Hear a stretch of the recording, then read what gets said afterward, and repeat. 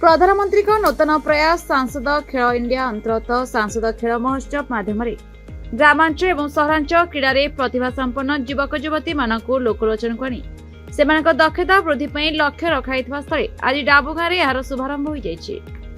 डाबुगाँ मां ठाकुराणी ठारे पूजा अर्चना पर मशाल प्रज्वलित कर कार्यक्रम शुभारंभ कर ब्लॉक अध्यक्षा बीणा माझी, सांसद प्रतिनिधि सोमनाथ पुजारी, वरिष्ठ आईनजीवी जयंत कुमार पात्र और राजेंद्र बिशोई, बीजेपी वरिष्ठ बीजेपी नेता जे राजशेखर राव, कांग्रेस सभापति जी साईराजू, वरिष्ठ बीजेपी नेता ए मापा राव, बीजेपी डाबुगाँ मंडल सभापति मनोज पात्र, जी किरण समेत विभिन्न अनुष्ठान छात्र माने मां ठाकुराणी मंदिर एक शोभायात्रा भैरव महाविद्या पड़िया पर्यंत जाइथिले।